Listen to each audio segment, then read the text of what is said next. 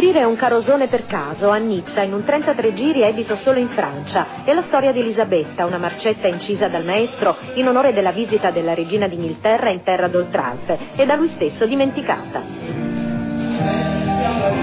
Quando incontrai Renato tornato in Italia gliene parlai e lui rimase per un momento senza parole. Mi disse: qualsiasi cifra mi offriresti io non sono in grado assolutamente di farti il motivo, perché la cantammo, la incidemmo per il mercato francese e poi l'abbiamo completamente dimenticata. Tradotta in napoletano dai Pietrarsa di Mimmo Maglionico, Elisabetta è stata l'ospite d'onore della 6ª edizione del premio dedicato a Renato Carosone all'Arena Flegrea di Napoli, occasione ghiotta per risentire sul filo della contaminazione le sue cover più celebrate. Una bella soddisfazione riuscire a presentare un inedito di Carosone.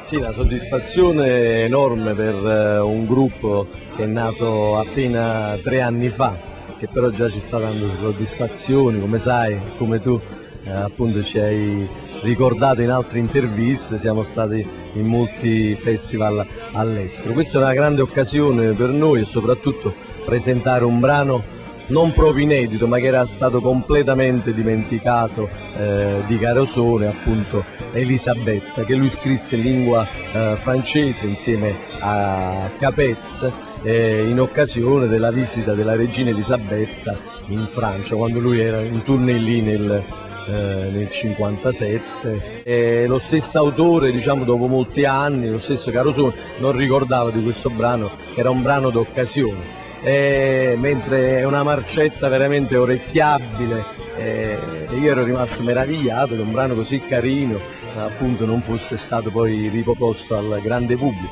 Ci pensiamo noi col premio Carosone, incrociamo le dita e speriamo che vada tutto bene. Come siete arrivati poi a giungere a concentrarvi su questo brano in particolare?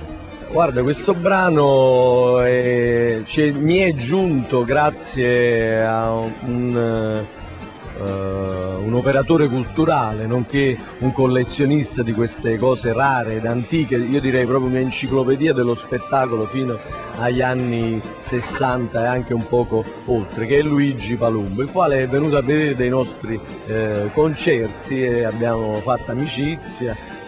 Dopo un poco lui mi disse che aveva questo brano molto raro e che me lo voleva far ascoltare. Di là poi insieme abbiamo iniziato questa collaborazione per riportarlo al grande pubblico. Naturalmente la prima cosa che abbiamo pensato è di presentarlo al premio Carosone, quindi ci siamo messi in contatto con Federico Vagalebre, che appunto ha accolto con gioia anche lui questo brano e il mio gruppo nella sua rassegna.